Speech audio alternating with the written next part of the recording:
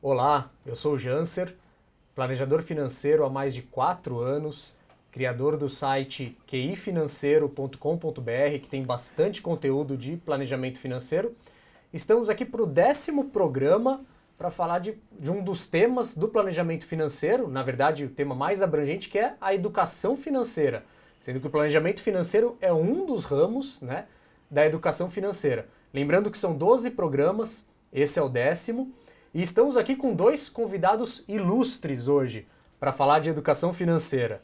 O primeiro é André Massaro, professor, palestrante, autor de livros sobre o assunto, autor e apresentador no portal Exame e consultor de economia e finanças na Jovem Pan. Tudo bem, André? Tudo bem. Obrigado pela sua presença. Não, vamos em frente.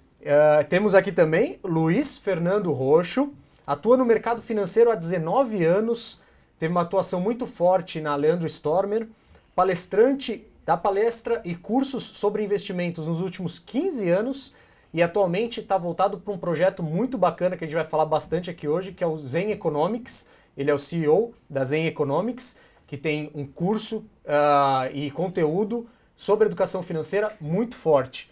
Tudo bem, Luiz? Tudo. Boa tarde. Só para retificar, eu também faço parte do Zen Economics. E o André também está fazendo parte desse projeto. O André é nosso sócio lá, nosso pai. Que a gente vai falar bastante sobre isso. Bom, antes da gente começar com as perguntas aqui, fala para o pessoal um pouco do histórico de vocês e como é que foi essa entrada no mundo da educação financeira. André? Tá, então começando por mim, eu sou mais recente, né? O Roxo ele já tem aí um histórico maior, desde a época do Leandro Stormer, etc., né? O meu começou aproximadamente em 2009, 2008, por aí. Oficialmente foi em 2010 quando eu publiquei meu primeiro livro, que chamava Money Fit. Então, desde então eu venho me envolvendo com a parte de finanças pessoais, educação financeira. Eu sempre fui de finanças. O ano passado, inclusive, eu fiz 20 anos de carreira profissional na área de finanças formal, assim, né? Carteira de trabalho assinada, tudo, quer dizer, eu comecei como trainee de uma grande empresa de consultoria em 1994, então já tem aí alguma bagagem. Mas finanças pessoais é um pouco mais recente. E fui levado para a educação financeira, quer dizer, um pouco antes disso, né, um pouco antes de começar essa atuação, eu estava trabalhando como trader, então eu operava a minha própria conta. Eu fiquei 5 anos nessa vida, e uma vida assim, deu para viver dignamente, mas era aquela coisa, eu cheguei à conclusão de que eu virei um sujeito que eu acordava, passava o dia inteiro colado na tela do computador, ia dormir, etc. Minha vida ficou uma coisa não saudável. Certo. Então eu acabei procurando um outro caminho profissional que me desse a possibilidade de interagir com pessoas, de falar com gente, e eu vi a educação financeira como um veículo ideal para isso. Quer dizer, era e ainda é, de certa forma, um campo nascente, mas assim, para mim eu enxerguei aquilo como uma oportunidade, algo, olha, sei fazer, tenho as condições, já sou da área de finanças, etc e tal, e desde então me aventurei nisso, quer dizer, aprendendo a virar um educador financeiro, até porque assim, existe uma grande diferença, eu aprendi isso da forma mais dura possível, existe uma diferença enorme entre um educador financeiro e um financista que fala de educação. Uhum. A gente demora para descobrir por que a palavra educação vem antes do financeira, né? Quer dizer, é difícil a gente se posicionar como um bom educador, no sentido assim de conseguir motivar as pessoas, criar hábitos nas pessoas. Tudo que o conhecimento de finanças ele acaba se revelando não tão importante quanto o conhecimento de educação. Então, assim, esse foi o primeiro grande desafio que eu tive, né? Quer dizer, levar aquele choque, mas eu acho que aos poucos eu estou me enquadrando, né? Uhum. Principalmente graças às pessoas com quem eu converso, com quem eu convivo, entre elas o Roxo. Quer dizer, o Roxo é um sujeito que ele tem grande experiência em educação, inclusive ele tem um histórico familiar, né? Então, assim, eu aprendo muito com meus parceiros. Uhum. E um dia eu chego lá, né? Não, já faz muito bem, já faz muito bem esse papel. E você, Roxo, fala um pouco do seu histórico, então. Eu nunca fiz outra coisa, trabalhei no mercado financeiro a vida inteira. Com 18 anos, eu conto a história que minha avó me arrumou 2 estágios. Ou para vender caminhão, ou para trabalhar numa corretora na Bolsa. Então, um moleque de 18 anos não pensa 2 vezes, vai para a Bolsa, né? Eu passei em todas as áreas que uma pessoa pode passar em investimento. Desde carimbador, analista, operador de pregão, operador de mesa, gerente, officer de private banking, gestor, agente autônomo, eu fiz de tudo. E paralelamente sempre dei aula e acabei me especializando na parte de derivativos, na parte de opções. E sou muito grato por ter conseguido persistir e ser reconhecido na área de derivativos e opções, porque eu aprendi a explicar e a ensinar coisas muito complexas de uma maneira simples. E isso é muito importante para a educação financeira. Fui sócio da Leandro Stormer, todo mundo conhece o Leandro Alexandre, tenho 2 livros, um livro para crianças, inclusive de educação financeira, e a partir de 2010 resolvi ampliar um pouco a área de assunto que a gente falava e resolvemos falar um pouco mais sobre recursos e não apenas dinheiro. Nesse momento, em algum lugar, numa feira da BMF, eu encontrei uma Massaro, eu falei, Massaro... Congresso da BMF 2013 em Campos do Jordão. 2013. Falei, Massaro, eu tenho um projeto muito legal que é economia pessoal. Ele falou, não, esse projeto é meu, eu tenho até livros, estou escrevendo livro e tal. Eu falei, não, mas eu já tenho o curso, já tenho o portal, já tenho marca. E a gente resolveu se unir sem nenhum tipo de documento, nenhum tipo de acordo financeiro, apenas porque a gente percebeu que realmente você precisava ampliar o assunto, porque muitas vezes, talvez a grande maioria dos problemas financeiros, eles são gerados em outras áreas da vida do sujeito. E a gente está muito satisfeito, porque a gente está percebendo que a gente está batendo na veia. Todo mundo está querendo falar sobre isso. Pois é. O dinheiro, por si só, está virando algo que as pessoas percebem que não é sustentável. Legal. Então, indo nessa linha, a gente percebe realmente uma onda de interesse por educação financeira acontecendo, todo mundo falando sobre isso. E assim, no Brasil, a gente nunca teve realmente um interesse tão profundo sobre o assunto educação financeira. Começou a borbulhar agora. Então, vocês acham que essa onda da educação financeira veio para ficar realmente? Ou é uma coisa situacional por causa da crise? Ou não? A crise até ajudou a trazer esse assunto e isso agora vai ficar na cabeça do brasileiro e talvez fazer parte agora do vocabulário dos brasileiros. Eu vejo um fenômeno acontecendo que é o seguinte. Nos Estados Unidos, eles passaram por um processo que eles chamam de financiarização. Eles usam a palavra que seria em inglês equivalente a isso, e que, na verdade, eles querem dizer assim, que assuntos financeiros começaram a permear assuntos do dia a dia. Então, para fazer coisas simples, hoje você precisa ter algum tipo de conhecimento financeiro. Então, nos Estados Unidos e em outras economias desenvolvidas, quer dizer, você tem milhões de opções de investimento, você tem milhões de opções de crédito, de previdência, de um monte de coisa, e é difícil para uma pessoa comum, sem ter um conhecimento de finanças, navegar nisso. Por isso que a profissão de planejador financeiro é tão importante e tão valorizada lá, porque de fato, assim, não é uma coisa tão redonda. Aqui no Brasil, até recentemente, até coisa de 2 décadas, menos que isso, a vida financeira era muito simples. Quer dizer, investir era caderneta de poupança e imóveis. Crédito ao consumo era cheque pré-datado, não tinha nada, né? Qualquer pessoa, quer dizer, aposentadoria, INSS, plano de saúde, era tudo tranquilo, tinha todas essas coisas. Só que de um tempo para cá a gente começou a passar por um processo de financiarização também. Quer dizer, coisas financeiras começaram a entrar no dia a dia de pessoas. Então hoje as pessoas, até para coisas simples, precisam tomar decisões financeiras que são razoavelmente complexas. Por exemplo, vou ao supermercado e eu tenho a opção de pagar no cartão de crédito à vista ou em 3 vezes parcelado. Pode parecer uma coisa absolutamente banal, mas é uma decisão financeira. Quer dizer, se a pessoa não pensar financeiramente, ela não toma a decisão certa. Que então, impacta o fluxo de caixa nela, exatamente. Que já pode impactar os investimentos, é isso aí. Então, esse interesse pela educação financeira eu vejo como uma consequência desse processo de financiarização que nós estamos no começo. A tendência é que no Brasil, tanto pelo lado do investimento quanto pelo lado do crédito e do consumo, a tendência é das coisas ficarem mais complexas e isso vai aumentar a demanda por educação financeira e vai aumentar a demanda por serviços financeiros que ajudem essas pessoas simplesmente a se acharem. Né? E Roxo. Somado a isso, você percebe a crise. Eu acho que nunca se falou tanto de economia, né? A carreira de economista, o curso de economia, até pouco tempo atrás, estava deixado de lado.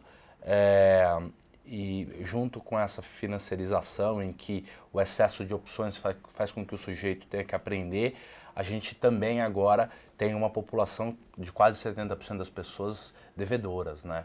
E acho que a pessoa busca realmente ajuda quando ela precisa fazer uma mudança, quando ela está sofrendo.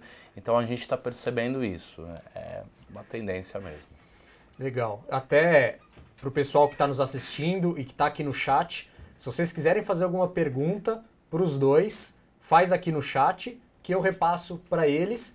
E até um comentário que Irving com W, ele fez aqui, ele falou o seguinte: educação financeira é essencial na vida dos brasileiros. Se eu fosse empresário, a primeira coisa que faria seria dar cursos de educação financeira na minha empresa. Então, essa visão, né, de você também já perceber que como a vida financeira dos funcionários impacta, inclusive, na produtividade da empresa. Exatamente. Eu acho que você tem essa atuação bem forte, né, André? Existem estudos, inclusive, feitos fora do Brasil que mostram isso. Quer dizer, que mostram que o impacto da má educação financeira do funcionário na produtividade profissional ele é mensurável. Tá? O investimento em educação financeira feita por empresas, ele gera retorno. Quer dizer, inclusive, para quem tiver interesse pelo assunto, no meu site, andremassaro.com.br, tem na área de downloads um material que chama Guia de Educação Financeira no Ambiente de Trabalho, que é um e-book gratuito, é só entrar lá e baixar, que ele foi feito para profissionais de RH e assistentes sociais. Ele não é um material sobre finanças, mas ele é um material que mostra como que uma organização pode implementar programas de educação financeira para os seus colaboradores e como fazer isso da forma mais adequada, sem gerar conflito de interesse, etc. e tal. Então isso que ele falou, isso que o Irving falou é uma coisa, mostra assim, uma cabeça de empresário moderno. Quer dizer, hoje é considerado uma prática de gestão moderna procurar auxiliar os colaboradores na gestão financeira, porque a empresa ela se limita a dar a contrapartida em dinheiro. E de fato, assim, a obrigação da empresa termina aí. A empresa tem que pagar e de preferência pagar no dia. Só que eles chegaram à conclusão que isso não está sendo suficiente e os impactos da má gestão financeira estão refletindo na empresa. Então eles acabam pagamento, né? Quer dizer, na teoria deveria ser assim, o empregado ele trabalha, a empresa paga, né? Deu um negócio, tem uma contrapartida, acabou. Mas a prática está mostrando que não é bem desse jeito. As empresas e organizações precisam sim se envolver mais. Legal.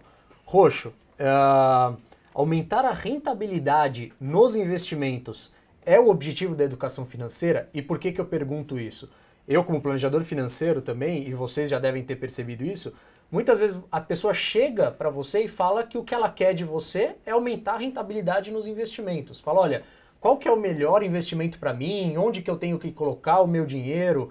Enfim, queria que você falasse um pouco se esse é o objetivo da educação financeira, se não, qual é? E eu sei que no Zen Economics vocês falam dos 5 recursos. E acho que até poderia falar um pouco disso também.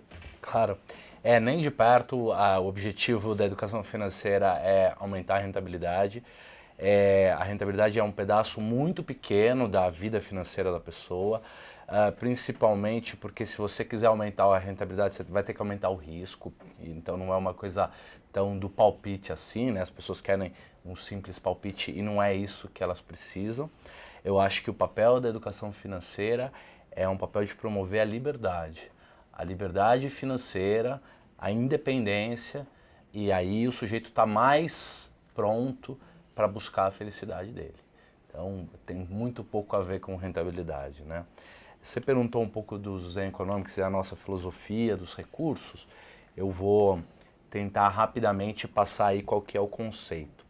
A gente tenta ajudar a pessoa a não apenas se equilibrar financeiramente, mas equilibrar a sua vida como um todo.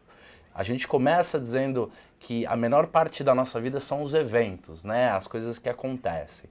A gente tem eventos em que a gente não tem como interferir, que é a grande maioria deles, a chuva, o jogo do Corinthians, seja o que for. E uma parte pequena dos eventos são os eventos que a gente consegue interferir, a gente pode fazer uma escolha, e essa é a única maneira que a gente tem de alterar, mudar e melhorar a nossa vida. Então, a gente melhora a nossa vida através das escolhas. E a economia comportamental, o Daniel Kahneman nos ensinou que a gente tem duas maneiras de tomar decisão. A maneira devagar, que é a maneira analítica, que é, se você tomar uma decisão importante, é a mais indicada. Você para, pensa e escolhe. A outra maneira de tomar decisão é a automática. Ela praticamente são os hábitos. E aí, talvez 90% das nossas escolhas sejam feitas automaticamente através dos hábitos. Então, voltando, né, a única maneira da gente melhorar e mudar a nossa vida é através de melhores escolhas e melhores hábitos. É a maneira que a gente muda a nossa vida. E como é que a gente faz para ter melhores escolhas e melhores hábitos? A gente tem que ter opções, alternativas. Porque se a única alternativa for arroz com feijão, nós não temos escolha. A gente tem que aceitar e acabou. A não ser que a gente queira passar fome. Então, como é que a gente faz para ter opções, para ter alternativas? A gente tem que ser rico. Mas não rico de dinheiro, a gente tem que ser rico de recursos. A gente tem que ter muito recurso para ter muita alternativa, muita opção. E o que são recursos? Tudo é recurso. Para começar, qualquer tipo de coisa que você imaginar e pensar é um recurso. A gente dividiu todos os tipos de recursos, isso dá uma dor de cabeça, a gente vem trabalhando nisso, eu, Massara e a turma lá há anos. A gente dividiu todos os tipos de recursos em 5 caixinhas, platonificou aí, né? A primeira é o dinheiro, é o vil metal, é o que a gente, inclusive, vem fazendo há muito tempo. Porque o DNA do Zen Economics é financeiro, né? Nós já somos tá no todos nome, da área financeira, né? E a gente ajuda as pessoas a se planejar e aprender sobre dinheiro. O segundo recurso, que é tão ou mais importante do que o dinheiro, obviamente é a saúde. O sujeito que tem um monte de dinheiro e que não tem saúde é o cara mais rico do cemitério, né? Não existe vida, né, se não houver saúde. Então a gente tem lá um médico que dá aula em Harvard, que é o médico da medicina do esporte, que é o Dr. Rogério, a gente tem um campeão de MMA, que é o Thiago, a gente tem uma nutricionista e maratonista, que é a Clara. Todas essas pessoas são instrutores do Zen Economics. São nossos parceiros, criadores de conteúdo. O terceiro recurso é o conhecimento, é muito importante você saber, né? A gente está aqui para falar disso, de educação. Imagina se eu te dou $1 milhão e te mando na roda do dólar para você operar. Do grande, você vai perder o dinheiro, você não conhece dólar, né? Não conhece o mercado de dólar. E assim por diante. Então precisa aprender, precisamos continuar estudando. O quarto recurso é o recurso talvez mais importante de todos, que é o tempo. Porque enquanto o dinheiro você perde e ganha de novo, enquanto você pega um resfriado e se não entrar em colapso e não morrer, você consegue se recuperar, o tempo você não recupera, ele só tem uma direção. Então a gente ensina as pessoas a organizarem melhor o seu tempo, entenderem a sua relação com o tempo, que é bem legal. E por fim a gente tem o quinto recurso. E o quinto recurso ele tem a ver com as questões emocionais, ele é o equilíbrio emocional, são os mistérios, é a questão espiritual, é o equilíbrio de maneira geral, é essa cola que faz com que a gente consiga levantar da cama de manhã feliz, mesmo com crise e tudo mais, e tocar a nossa vida. A gente deu um nome para esse quinto recurso, é um nome muito óbvio, uma palavrinha que tem 5 letras, e a gente convida as pessoas a descobrir qual é o nome de algo tão importante que tira a gente da cama de manhã. Se você não conseguir descobrir, imaginar, tem o nosso curso, ou entra lá no site, tem umas dicas e tal, me manda um e-mail, mas é bem divertida essa busca pelo quinto recurso. Já passa o site para o pessoal, então. O site é www.zeneconomics.com.br, tudo junto, e a gente ajuda as pessoas a se equilibrarem, terem um equilíbrio dinâmico aí, através do balanceamento desses recursos. Eu só queria fazer uma observação sobre as nossas origens, né? Porque como o Roxo falou, a gente iniciou a conversa, foi no Congresso da Bolsa, né? Ali no café, porque naquele momento, eu tinha feito um artigo no meu blog da Exame, que ele chamava assim, finanças pessoais ou economia pessoal? Era uma pergunta. E ali eu fazia esse questionamento, né? Quer dizer, que a gente tinha que ampliar um pouco o escopo para a economia e não para finanças, porque a economia exatamente trata de recursos, sendo que o dinheiro é um dos recursos, e a maior das ironias é que, vendo pelo ponto de vista econômico, quer dizer, quando a gente estuda economia clássica, a gente descobre que os recursos são terra, capital, trabalho, e mais recentemente a capacidade empreendedora. Quer dizer, o dinheiro sequer é considerado um recurso econômico. Ele é muito menos importante do que as pessoas imaginam. É óbvio, ele é fundamental, né?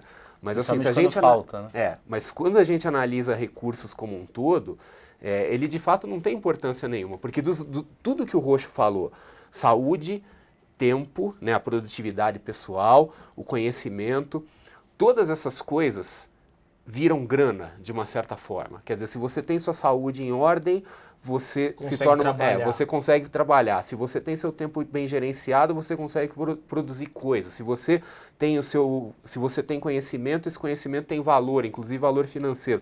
Se você tem um equilíbrio emocional, espiritual, quer dizer, se você é uma pessoa que está no lugar, você também consegue produzir mais, criar mais. Então, tudo isso vira grana, não necessariamente vira essas 4 coisas, mas essas 4 coisas viram dinheiro. Né? Perfeito. É isso aí. E André, a gente está falando que educação financeira é essencial, fundamental. Sim. Todos nós estamos lutando pela causa, né? E vemos com grande satisfação esse interesse pela educação crescendo. Mas uma pergunta que muita gente me faz e vou repassar para vocês. Por que a educação financeira ainda não é dada nas escolas? Ela é. Nos últimos 2 anos a coisa dá uma mudada boa. Né? Não em todas, mas assim, algumas escolas particulares estão fazendo iniciativas de educação financeira e existe a iniciativa governamental, a ENEF, né, Estratégia Nacional de Educação Financeira, que ela está procurando não necessariamente criar educação financeira dentro da escola, mas pelo menos contextualizar, inserir elementos de educação financeira em outras matérias, até porque hoje poucas escolas têm condições e recursos de criar uma nova disciplina, educação financeira, tá? Mas assim, existem muitas iniciativas, é uma coisa que está começando, obviamente não é ainda muito difundida, mas a tendência é isso crescer. Mas o que é importante falar sobre esse assunto é o seguinte, não é um consenso. A questão da educação financeira na escola, quando a gente discute assim, informalmente, ela parece o melhor negócio do mundo, né? Pô, mas por que não ensinam isso na escola? E de fato, assim, é muito intuitivo. Você fala, por que as crianças não aprendem isso? Por que ao invés de fazer conta com 3 maçãs e 2 laranjas, não dá casos em que elas possam associar com situações reais? E não é bem assim.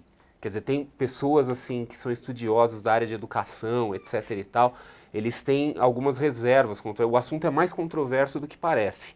Então tem gente que argumenta, e são argumentos que devem ser ouvidos, que você colocar, por exemplo, educação financeira na escola, pelo menos considerando a atual realidade das escolas, ela pode virar apenas mais uma perfumaria. Certo. Quer dizer, a gente vive, infelizmente, num contexto em que grande parte das crianças hoje está saindo da escola, não só a escola pública, inclusive algumas escolas particulares, que saem verdadeiros analfabetos funcionais, quer dizer, crianças que não têm condição, pessoas que não têm condição de ler um texto, de escrever um texto simples que faça sentido, não têm conhecimentos básicos de matemática. Então, fala assim, as escolas elas estão falhando no básico, quer dizer, você vai enfiar mais uma coisa ali que no fim das contas pode mais atrapalhar do que ajudar. Então, assim, dentro do universo dos educadores, que eu não faço parte. Quando eu falo educador, eu estou falando educador mesmo, aquele sujeito formado, aquele que estudou, que é um acadêmico, etc. e tal, que é educador mesmo, um pedagogo, etc. Entre eles não é consenso essa coisa da educação financeira nas escolas. Certo. Tá? Então, por isso, assim, que as pessoas precisam ficar sempre muito atentas, porque às vezes uma ideia ela pode parecer fantástica, assim, numa conversa informal, mas se a gente analisa ela a fundo, ela pode não ser tão simples quanto a gente imagina. Mas o que precisa deixar claro aqui é o seguinte, hoje existe. A maioria das escolas, algumas têm, e a maioria está pelo menos discutindo o assunto. Quer dizer, não é um assunto hoje estranho às escolas. Perfeito. Já está melhorando. Exatamente. E já existem iniciativas mais avançadas, acho que no universo das escolas particulares também, sim, né? No universo público tem a ENEF, tá, que é uma iniciativa, as coisas governamentais geralmente não costumam funcionar muito bem, mas é uma iniciativa louvável, quer dizer, tem pessoas sérias ali por trás daquilo, bem bacana. E existem coisas similares no mundo, quer dizer, isso é um movimento mundial, não é uma coisa só do Brasil, quer dizer, em vários países do mundo esse assunto tem sido discutido. Perfeito. Roxo, O brasileiro em geral tem bons conhecimentos nessa área da educação financeira? Porque, como a gente discutiu aqui, talvez você saia da escola, muitas vezes um analfabeto funcional. Sim. Mas em relação a dinheiro, não tem como. Você vai ter que aprender de um jeito ou de outro, na marra. Todo mundo tem que lidar com dinheiro, todo mundo tem que ir na padaria comprar coisa, tem que sobrar dinheiro até o final do mês, ou então você vai fazer uma dívida para ter dinheiro até o final do mês. Então, de um jeito ou de outro, o brasileiro acaba tendo que lidar com dinheiro. Então eu queria a sua percepção em relação ao conhecimento que o brasileiro tem nessa área em relação ao comportamento na prática. Uma coisa é você saber na teoria o que você devia fazer e na prática o que efetivamente faz. Só para te basear a resposta, tem uma pesquisa da Serasa Experian que mostra que a nota, se fosse dada uma nota de 0 a 10 para o brasileiro, a nota em conhecimento é 7,7. E a nota em comportamento, em relação à educação financeira, é 5,5. Uhum. Se o brasileiro não sabe matemática e também não sabe analisar um problema, um texto, ele certamente não vai saber muito bem finanças. Principalmente porque finanças usam uma matemática não linear, não é uma matemática linear. A gente tem curvas aí porque a gente tem juros e a gente tem, principalmente num país que nem o nosso, que a taxa de juros é mais de 10%, as coisas pegam uma velocidade muito grande, elas se aceleram. Então, não tem conhecimento. Eu vejo, a gente que dá aula há tanto tempo, a gente vê alunos, né, médicos, psicólogos, advogados dizendo, olha, eu saio da faculdade, não sei fazer uma conta, não sei abrir uma empresa, não sei coisas muito básicas de finanças. Então não sei onde eles tiraram essas notas aí. De qualquer maneira, mais do que isso, mesmo aqueles que têm conhecimento não gastam, não têm uma postura, não têm uma atitude adequada com relação ao dinheiro. No mercado financeiro, em bancos, eu não sei se o Massaro passou por isso, mas os meus pares lá, os gerentes de banco, eles tinham uma filosofia que é assim, gasta que vem. Então os caras, é o gerente do banco, é o cara que teoricamente deveria saber alguma coisa. Os caras gastavam, carneta, não, faz a dívida, que com a dívida você consegue fazer a poupança e tal, o que é uma atitude horrível. Pior do que isso, existe um preconceito muito grande com relação ao dinheiro. Eu já vi muita gente virar para mim e falar assim, eu gosto de ajudar o mundo. Então quando eu tenho dinheiro, eu ponho o dinheiro para circular, eu ponho na roda, eu gasto, porque aí a gente movimenta a economia. Isso é um absurdo, é uma bobagem. O dinheiro investido, ele tem muito mais valor para a economia do que o dinheiro gasto. A gente poderia provar isso através de cálculos. Isso é um pensamento meio místico, né? Quer dizer, como se fosse uma feitiçaria. Você gasta e ele vem, quer dizer, como se fosse uma força sobrenatural. E é uma característica do nosso povo, né? Quer dizer, o brasileiro, ele é um povo meio místico, assim, né? Que gosta de soluções mágicas, né? É uma pena, mas a gente tem que conviver com isso, né? Mas eu acho que a resposta é não para as duas perguntas. Talvez, eu acho que a parte do conhecimento é até interessante a gente pensar o que é esse conhecimento, porque se alguém acha que ter conhecimento sobre educação financeira é simplesmente como usar o cartão de crédito ou como colocar dinheiro na poupança, pode ser que a pessoa ache que ela tem o conhecimento em educação financeira. Sim. Né? E aí é interessante a gente saber que tem muito mais a saber sobre educação financeira, não só na parte de ganhos e gastos, cartão de crédito, poupança, cheque especial. Então talvez, eu acho que essa nota de conhecimento pode estar um pouco enviesada porque não dá para saber o que a pessoa considera como conhecimento em educação financeira. E mesmo, eu acho que uma coisa interessante que você falou, mesmo quem tem o conhecimento, uma outra etapa, depois, uma coisa já importante é você adquirir o conhecimento. E outra etapa depois é colocar em prática. A disciplina. Porque daí envolve realmente o controle, disciplina e controle e tudo mais. Certeza. André, na sua opinião, qual é o efeito na prática? Como que a pessoa vai vivenciar na vida dela se ela não tem educação financeira e não vai atrás de uma educação financeira? Como que vai ser a vida dela? Que efeitos práticos ela vai sentir? E também baseado na pesquisa da Serasa Experian, só para você saber, em 2015 foram considerados estressados financeiramente 23% da população. Ou seja, 1 em cada 4 brasileiros se sentem estressados financeiramente. Ok. Então a primeira coisa, respondendo a sua pergunta na ordem, né, o primeiro item é as pessoas que não têm um nível de educação financeira, a consequência que elas podem criar a si mesmas, elas são ruins, como a gente já espera. Tem dois tipos de pessoas que são mais ou menos imunes a isso. Quer dizer, tem pessoas que têm uma sorte inexplicável, que às vezes o sujeito está naquela situação, ele está sempre devendo dinheiro, arruma alguma coisa, etc e tal. E às vezes ela acredita na própria sorte, né? Quer dizer, é o pensamento místico, ela acredita que ela é protegida, assim. Que no final das contas vai dar certo. É que às vezes, assim, por uma questão de sorte, ela acerta 10 vezes na sequência, né? Num mundo de 7 bilhões de habitantes pode acontecer, né? E a outra é aquelas pessoas que já são ricas. Então, assim, o sujeito que ele já é rico, nasceu rico, ele pode torrar dinheiro, às vezes ele tem um patrimônio que até a 10ª geração ali ele está garantido, ele não vai conseguir gastar aquilo. Agora, para as pessoas normais, que não têm tanta sorte e não nasceram ricas, a falta de educação financeira costuma trazer consequências sérias, que podem não ser imediatas, mas podem ser no médio e no longo prazo. Então, a pessoa, muitas vezes, ela compromete patrimônio, ela acaba comprometendo as próprias relações familiares, etc. e tal, e ela pode chegar num momento crítico da vida dela e não ter dinheiro, não ter grana, não ter recursos e não ter condição de manter o seu padrão de vida. Isso gera todo tipo de dissabor, voltando para a questão da economia zen, né, afeta as outras áreas, gera problema de saúde, gera problema de produtividade, gera problema de conhecimento, de relacionamentos, gera tudo. Né? Então esse é o primeiro ponto. O segundo ponto, você mencionou essa pesquisa da Serasa, e ela é muito interessante porque ela está consistente com pesquisas que são feitas fora do Brasil. Nos Estados Unidos tem uma pesquisa da Associação Americana de Psicólogos, que ela é feita, agora eu não lembro quando que ela começou, acho que ela começou em 2004, alguma coisa assim, ela tem mais ou menos uns 10 anos, ela é feita todo ano, chama Stress in America, Stress na América.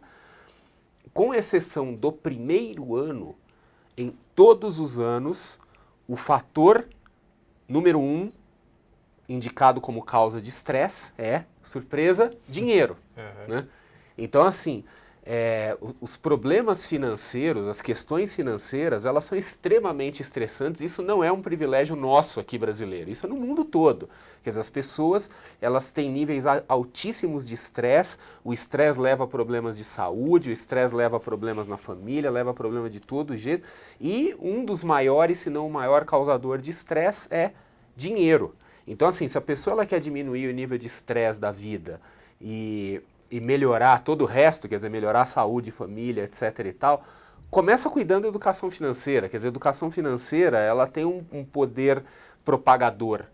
Quer dizer, ela tem ela vira assim um metaconhecimento, né, que ela ajuda a gerar outros conhecimentos, ela melhora outros campos da vida, ela transcende. Então, mais um motivo pelo qual as pessoas devem dar a devida importância à educação financeira. Você vai ver melhor. Não é só uma questão de ter mais dinheiro, menos dinheiro, você vai ver melhor, como um todo. Né? Bacana. Ó, o Irwin fez mais uma observação interessante aqui, Roxo, vou passar para você essa. Ele está falando que o governo não liga para a educação financeira, já que ele privilegia o consumo em massa. Ou seja, justamente essa questão de gastar para girar a economia. O que vocês acham sobre isso? Começando por você, Roxo. É um absurdo. É lastimável que a gente pegue uma atriz da Globo e coloque no horário nobre, oferecendo dinheiro para as pessoas decorarem a própria casa. Isso é inconcebível. Eu acho que assim, as pessoas não precisam de grande conhecimento financeiro. Elas precisam de 2 ou 3 lições básicas, desde que elas sejam extremamente conservadoras. A pessoa que não faz dívida, não compra a crédito, essa pessoa dificilmente vai ter grandes problemas. Do outro lado, você pode ter um cara que tem PhD em finanças, e se o cara criar muita criatividade, se é muita alavancagem, ele vai saber um monte de coisa e ele vai quebrar mesmo assim. Essa é uma característica natural das ciências sociais, das finanças. Você não precisa ser um gênio, você precisa ser uma pessoa consistente e seguir algumas pequenas regras. Nós não somos um banco central. O sujeito não pode ter um dinheiro na poupança e um outro tomado emprestado e o outro da casa e o carro que ele emprestou para o cunhado. Isso é um absurdo. É isso que faz o descontrole financeiro, né? Então, assim, a primeira lei econômica da Zen Economia Financeira, da Zen Economia, é não faça dívidas. Se você não fizer dívidas, muito provavelmente você passará incólume por vários problemas e muitas crises para você não serão crises, serão oportunidades. Hoje, segundo a Confederação Nacional do Comércio, nós temos aí aproximadamente 65% das famílias endividadas no Brasil. Então, assim, não ter dívidas automaticamente já te transforma em elite. Quer dizer, você quer ser elite, não tenha dívida, que já é um bom começo, né? Quer dizer, 30 e pouco por cento da população não tem dívida. E sobre a questão do governo, eu queria fazer uma observação, falando essa questão do Ewing. O governo, ele não é um ser único e uma coisa homogênea. O governo é um bicho maluco e meio assim com múltipla personalidade, é meio esquizofrênico. Quer dizer, por um lado tem essa coisa, o governo como um todo, realmente, ele é o responsável por essa bagunça, quer dizer, ele que incentivou o endividamento, quer dizer, o governo não é parte da solução, é parte do problema, mas por outro lado você tem pessoas do governo, e aí volta o caso de mencionar a ENEF de novo, que são pessoas bem intencionadas e que estão tentando lutar contra isso. Então assim, o próprio governo está jogando os dois lados, quer dizer, o governo é o maior incentivador da deseducação financeira e por outro lado tenta educar financeiramente. É óbvio que isso vai dar errado, né? Quer dizer, quando você tem o mesmo órgão com duas direções conflitantes, é óbvio que não vai chegar a lugar algum. Mas isso mostra, assim, que quando a gente fala do governo, a gente tem que ser um pouco cuidadoso exatamente de que parcela, qual das múltiplas personalidades do governo que a gente está falando, né? Exato. Não é homogêneo, não é só uma, né? Exato. Vamos falar agora, então, da parte prática, né, da vida profissional de vocês, de mudança de hábitos nas pessoas que querem, né, que buscam educação financeira. E aí a primeira pergunta aqui, desse bloco aqui, falando das mudanças, mudar hábitos financeiros nas pessoas é fácil? Se não, como é que promove isso? Como é que vocês promovem isso nas pessoas que vocês atingem? Deixa eu começar, o Massaro termina. A minha avó diz que 3 mudanças de casa equivalem a um incêndio. E a minha avó mudou muito de casa, porque minha avó era política e depois foi exilado no Chile e tudo mais. Então eles mudaram talvez 20 e tantas vezes de casa em 2 ou 3 décadas. E é verdade, a mudança é algo muito traumático. Mudar alguma coisa é muito difícil. E o hábito, como a gente falou, ele é algo automático. A gente tem aquilo, aquela decisão, a gente não pensa para fazer. É algo que está condicionado. Então mudar algo que está condicionado é muito traumático, por isso que não é nada fácil a mudança. Uhum. Definitivamente não é fácil, né? É desconfortável a mudança e é nessa hora que a gente vê a diferença entre informação financeira e educação financeira. Quer dizer, é muito fácil passar para as pessoas o conhecimento financeiro, explicar o que é o melhor investimento, como consome melhor, etc. e tal, mas isso é equivalente entre você ler um livro de dieta e fazer a dieta. Quer dizer, ter o conhecimento não necessariamente significa que a coisa acontece. Para a coisa acontecer, envolve um grau de desconforto. E a maioria das pessoas, na verdade, elas não estão dispostas a passar por esse período de desconforto. Quer dizer, elas não estão dispostas a ter um desprazer no curto prazo para ter um prazer maior no longo prazo. A nossa mente não entende isso. A nossa mente ela é voltada para o curto prazo mesmo. Para o momento, né? Então, assim, é o carpe diem, é lindo isso, é poético, né? Quando a gente fala, parece tão emocionante a gente vê no filme, os caras pulando junto com o Robin Williams lá, né? Aquela coisa toda. Mas, assim, na vida prática, quer dizer, essa coisa toda, essa emoção da vida, na verdade, ela é ruim para você. Esse tipo de mentalidade é ruim.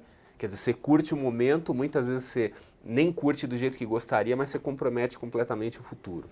Então, é antinatural para a maioria das pessoas deixar de fazer as coisas no momento presente para ter uma melhor situação no futuro. Então, é muito difícil, é muito desafiador. Né? Uhum. Aliás, esse é o grande desafio da educação financeira, não é passar a informação, mas é conseguir convencer o sujeito de que ele tem um futuro. Uhum. A vida não é hoje e amanhã eu não sei nem se eu vou estar vivo. Não é isso. Né? Hoje há uma grande possibilidade estatística de que amanhã nós estaremos respirando novamente, né? Quer dizer, não é assim, o risco da gente morrer, não sei o que, é tão alto assim, não é tão alto assim, né? Provavelmente, se nada errado acontecer, nós vamos continuar vivendo e nós vamos precisar de dinheiro, né? E dá para aproveitar a vida sem dinheiro também. Tem um monte de coisa de graça, né? Você consegue ver filme, você consegue ir num parque, você consegue encontrar os amigos. É só ter criatividade e dá para aproveitar sem precisar abrir mão do futuro, né? As pessoas acabam dando uma importância ao dinheiro que o dinheiro muitas vezes não tem. Ele é importante, mas ele não é tão importante. Eu acho que você falou uma coisa interessante da pessoa se convencer a passar por aquele período de dor para realmente depois aproveitar talvez muito mais tempo de uma outra maneira melhor, né? E eu vejo que no planejamento financeiro a gente promove isso perguntando para a pessoa qual que é o seu real desejo, qual que são os seus objetivos, quais são os seus planos. E quando ela percebe que está indo na direção oposta aos reais planos que ela tem, fala, puxa, então vale a pena passar por esse período de dor, porque eu já estou vendo alguma coisa lá na frente que é realmente melhor para mim, que é alguma coisa mais concreta do que eu vou querer, vou conseguir. Né? Então acho que isso pode ajudar também as pessoas saberem que dá para mudar hábitos, muitas vezes pesando na balança, percebendo que vai ter dor, vai ter um desconforto sim, mas o que você vai ganhar lá na frente? Exatamente, porque as pessoas não se enxergam no futuro. É a mentalidade do carpe diem, agarre o momento. Então, assim, é tudo voltado para o momento. As pessoas, elas têm uma enorme dificuldade, por exemplo, de se projetar, de imaginar como vai ser a própria vida daqui 10 anos, 20 anos, etc. E muitas vezes racionaliza, fala, não sei nem se eu vou estar vivo daqui. Né? E isso acaba sendo... Tudo bem, de fato a gente pode não estar vivo, mas na grande maioria das vezes, na grande maioria das vezes esse é um argumento escapista. Né? Então, as pessoas elas precisam de alguma forma tentar conversar com o seu eu futuro, né? Fala, ó, senta aí e imagina, quer dizer, você está daqui 10, 20, 30 anos, quer dizer, e aí, como é que fica? Né? O que você gostaria que o seu eu futuro falasse para o seu eu presente? Você quer levar um puxão de orelha, alguma coisa assim, né? Porque você não guardou dinheiro nem nada, agora você está passando dificuldade lá na frente. Às vezes seria bom levar esse puxão de orelha. Exatamente, né? A hora que inventarem uma máquina do tempo vai ter um monte de gente levando puxão de orelha aí, né? E quais são os canais que vocês indicam por onde as pessoas podem se educar financeiramente? Falando primeiro das possibilidades e depois eu acho que a gente até pode discutir um pouco mais do que vocês já fazem e tudo isso. Então, quais são as possibilidades hoje para alguém que quer se educar financeiramente? Onde que ela pode buscar essa educação financeira? Roxo. Assim, a gente tem muito conteúdo lá, todo mundo está super convidado para conhecer o site do Zen, o site do André, o QI Financeiro, mas de qualquer maneira, se existe um desequilíbrio financeiro e a necessidade de um ajuste, isso vai passar necessariamente por controle, não tem muito jeito. Vai ter que fazer a tal da planilha, é um saco, é chato mesmo, mas durante algum período, pelo menos, você precisa fazer contas nos centavos, porque fazer conta de cabeça não funciona. E provavelmente é isso que você vem tentando fazer, né? Falando aí para a pessoa que está desequilibrada, eu ganho 4, aí mercado e todo mês fura. Exatamente porque ela não fez a conta certinho. Então é muito importante procurar um método e seguir um método. Existem ótimos métodos por aí, nós temos, vocês têm. Agora, é muito importante também entender a realidade dela. A maioria, grande parte dos planejadores financeiros e dos sistemas são voltados para as pessoas que têm salário. É ridículo. A gente faz isso, estou considerando eu junto também, porque também o meu sistema é muito mais fácil se você tiver um salário, porque tem uma base, né? Você tem uma receita, fica fácil de fazer. É tudo previsível. Mas a gente tem que lembrar que talvez 30%, 40% da população hoje esteja vivendo de trampo, né? E é um percentual que vai aumentar. Isso. Dizer, hoje a gente ouve falar cada vez mais de desemprego novamente sendo um assunto. E também chegando a questão da terceirização, que eu acho que o movimento para a pessoa ser um autônomo, ter que cuidar, ser a sua própria PJ, né? É muito forte. Hoje não tem emprego, mas tem muito trabalho. Tem muita coisa que pode ser feita, tem muita gente querendo pagar por um bom trabalho. Mas você tira o elemento da previsibilidade financeira. Então, eu acho que o fundamental do planejamento financeiro, da educação financeira, é você não aceitar as coisas que te falam por aí. Você precisa questionar e ter as suas próprias conclusões, entender isso de maneira profunda. Então, fuçar todo tipo de lugar, começar a ler, e as coisas começam a ficar claras. Legal. Então, acho que a gente poderia citar, André, me ajuda aí, a gente fazer uma lista. O que as pessoas podem buscar, Roxo? Livros sobre assunto? Internet no geral. Aliás, isso para qualquer tipo de conhecimento. Quer dizer, a internet hoje ela se tornou uma arma poderosíssima de quem precisa conhecimento, em qualquer área. E ela é a famosa faca de dois gumes, né? Porque ela pode abrir o mundo para você e você vai ter conhecimento de tudo. Você pode fazer um curso, sei lá, de engenharia aeronáutica no MIT, ou você pode ficar 24 horas por dia vendo fotos de gatinhos e bebezinhos, etc., no Facebook e fuçando a vida alheia. Então, assim, a internet ela tem o potencial de transformar você numa pessoa muito melhor ou de destruir sua vida, né? Para a educação financeira, eu não vejo o melhor caminho. Então, na internet, você tem os melhores sites, você tem os melhores blogs, você tem os melhores cursos, os melhores conteúdos. É uma questão de dar uma filtrada. Então, fica como dica. Número 1, zeneconomics.com.br, né? Aí vem a plebe, nós, né? QI financeiro, você, eu, andremassaro.com.br, é o meu blog lá no portal Exame, né? E muitas outras coisas de excelente qualidade. Então, Infomoney é um portal incrível. Os cursos da Bolsa de Valores, lembrando que eu sou professor da Bolsa, né? Então, vão lá, dá uma olhada, tem conteúdo gratuito, tem um monte de coisa interessante.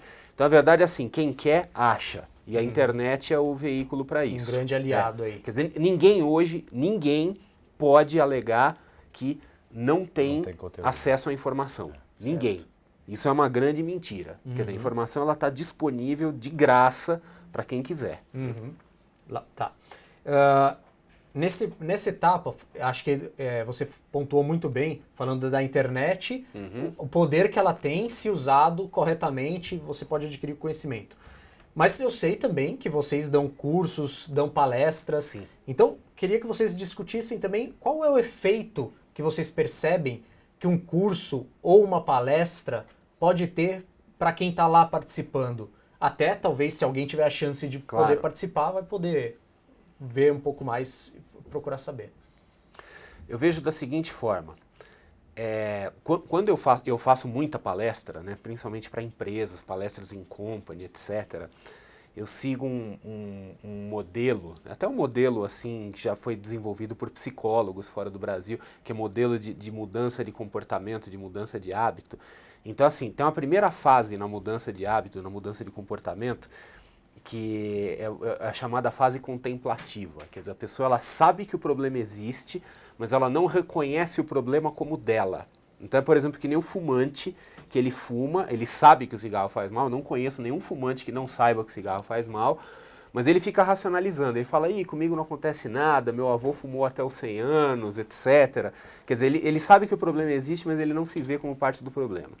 Uma palestra, ela tem essa capacidade de quebrar isso. Então, às vezes você fala assim, 1 hora, 45 minutos, não é tempo suficiente de passar conhecimento nenhum. Você não passa nenhum conhecimento relevante, aprofundado nesse tempo.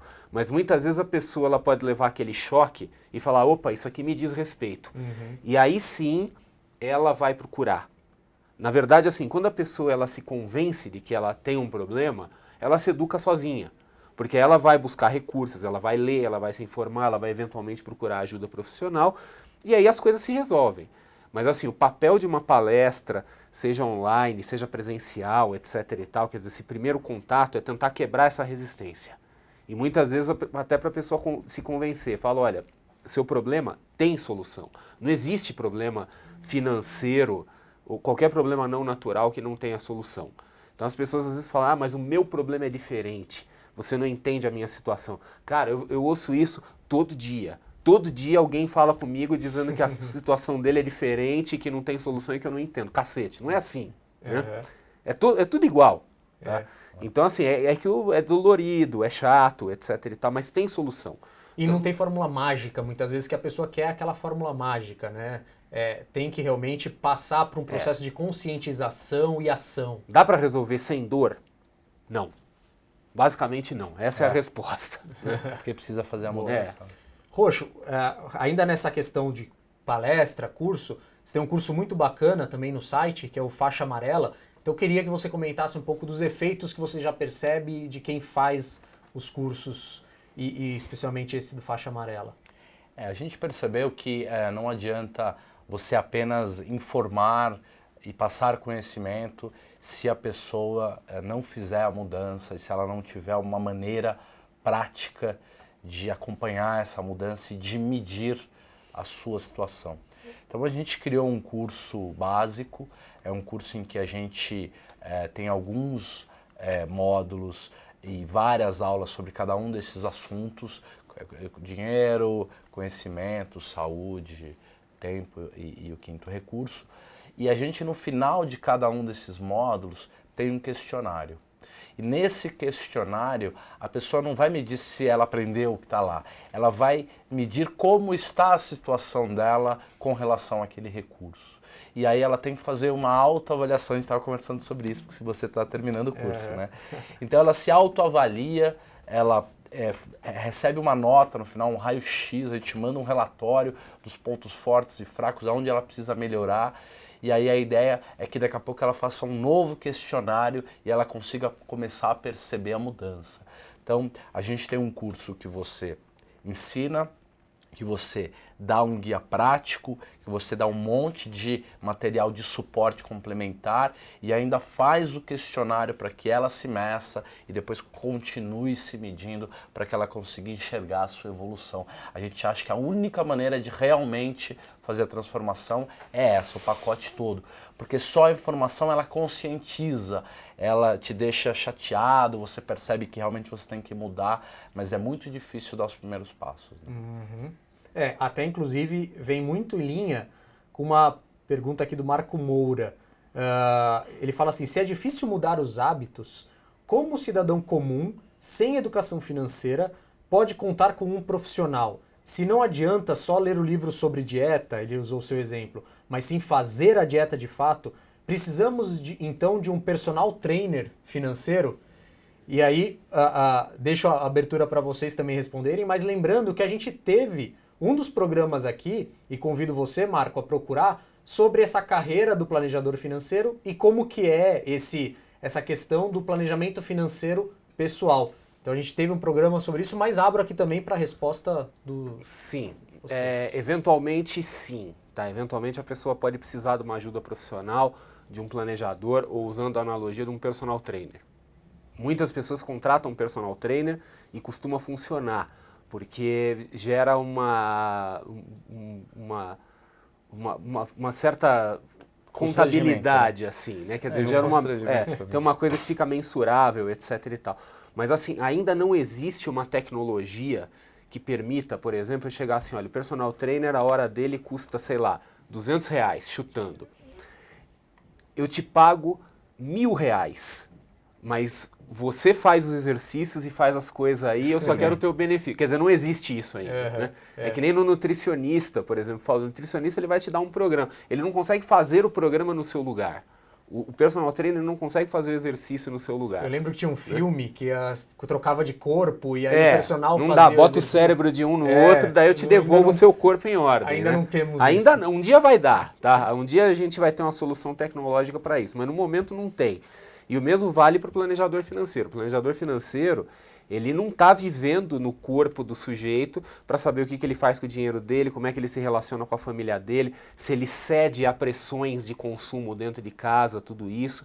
Então, assim, esse tipo de coisa não tem jeito, ele vai ter que fazer sozinho. Ele pode ter toda a ajuda do mundo, mas ele tem que fazer as coisas. Quer dizer, não dá para alguém entrar dentro dele e fazer aquilo no lugar dele. Então, realmente, essa barreira da mudança de hábito, para muitos, é uma barreira intransponível. Pode ter todos os livros, todos os personal trainers financeiros, ou seja lá o que for, a pessoa não vai para frente. Até porque ela não está disposta a passar por aquele período de dor inicial por um benefício maior lá na frente. Ela não enxerga esse benefício lá na frente. Eu acho que tem uma questão de perspectiva também. O brasileiro se acostumou a achar que quem tem dinheiro está feliz e está tendo prazer e quem não tem é um coitado. E na verdade não é, né? O Steve Jobs, talvez a maior lição dele seja a incrível experiência da compra, que é o quê? Cara, você vai comprar alguma coisa, você para e pensa. Você faz uma avaliação. Ele fazia isso para trocar uma geladeira na casa dele, um cara bilionário. Fazia reunião, a família inteira durante uma semana. Ah, a Alemanha é melhor, a outra americana gasta menos água, a outra gasta mais energia. E isso era incrível. Por quê? Se você começar a fazer as compras parando e pensando, boa parte dos problemas vão ser resolvidos. Ótimo. Bom, e veio uma pergunta pelo Facebook para a gente também, lá no evento. Pergunta da Karen.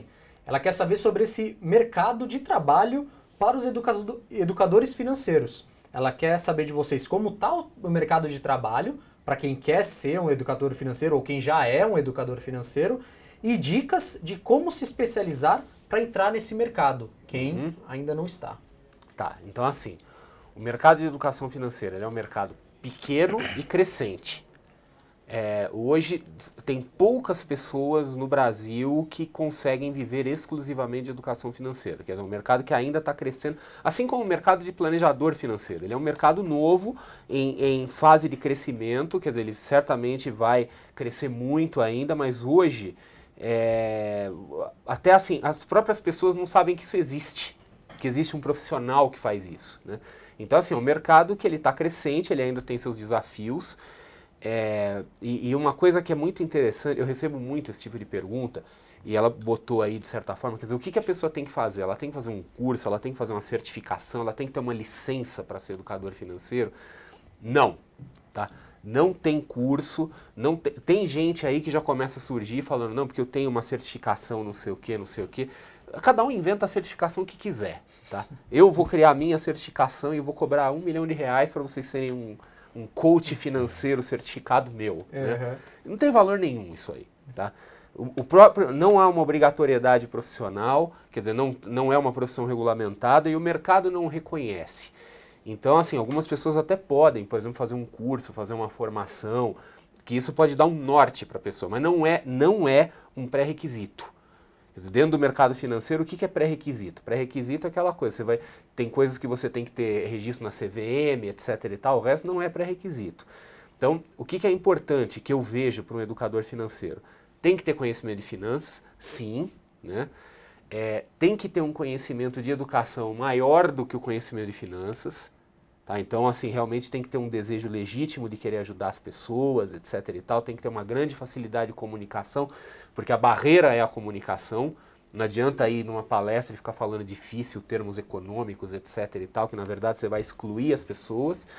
E procurar criar uma reputação. Hoje os educadores financeiros de sucesso, eles ou são ligados a instituições que já fizeram a sua reputação, então como a própria Bolsa de Valores, a Ambima e por aí vai, né? Quer dizer, instituições de ensino que estão nesse mercado, ou são indivíduos ou pequenas organizações que também criaram sua reputação. Criaram reputação através de geração de conteúdo de boa qualidade, já ajudando pessoas, tendo um histórico, etc. Então tem que se investir muito nisso. Quer dizer, não tem uma coisa assim, ó, vou fazer um curso, fiz uma pós-graduação, agora sou educador financeiro. Não existe isso aí.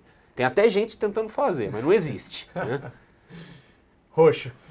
Olha, a gente tinha talvez 10 ou 12 anos atrás mais de 1 milhão de pessoas trabalhando no mercado financeiro. Por conta da automatização, da concentração institucional, da crise brasileira e principalmente do grande desgosto que foi a crise de 2008, que quebrou enormes paradigmas sobre a capacidade do dinheiro e do investimento e de tudo isso, está havendo uma desalavancagem mundial muito grande. Hoje, talvez a gente tenha 200 mil ou 150 mil funcionários em instituições financeiras e bancos. Então a gente tem um número muito grande de pessoas que trabalha com finanças e que está procurando alguma coisa. Então eu acho que se ela realmente amar isso, tiver vontade de fazer, ela faça. Agora, existem oportunidades de trabalho muito melhores em outras áreas, muito mais importantes para o mundo que o dinheiro. O dinheiro vai se tornar cada dia menos importante, eu espero. O mercado financeiro já não é mais aquela coisa, assim, uma opção de carreira super atrativa. É boa ainda, mas quando já a foi gente bem era melhor, moleque, né? era sexo, né? Era um negócio legal, tinha pelo. Hoje em dia Quando eu comecei a coxinha. carreira profissional no início dos anos 90, aquilo era o caminho, né? O caminho. Hoje já não é mais tão atrativo, né? Ainda bem. Bom, o pessoal do chat está agradecendo aqui esse bate-papo. Eu também tenho muito a agradecer a vocês. Não, eu que agradeço a interação, as perguntas, e legal. só, assim, se ficou algum comentário, qualquer pergunta que ficou sem resposta ou algo que venha, é só lembrar, eu, o Roxo, você, Passa seus nós contatos, estamos André. permanentemente à disposição. Então, Passa o pode site. ir no site do Zen Economics, né, zeneconomics.com.br, pode deixar perguntas lá. Quem quiser falar comigo diretamente, eu estou em todas as redes sociais, tudo com o meu nome, eu sou o cara mais facilmente encontrável da face da Terra. Roxo também, né? Eu também. Pode mandar um e-mail no luiz.roxo@zeneconomics.com.br e a gente adora interagir, a ideia é essa mesmo. Muito obrigado pelo programa de hoje. Tenho certeza, então, que a onda da educação financeira veio para ficar. Estamos aí, né? E vamos ter muito trabalho pela frente. Obrigado a você que nos acompanhou e até terça que vem no próximo programa. Tchau, tchau.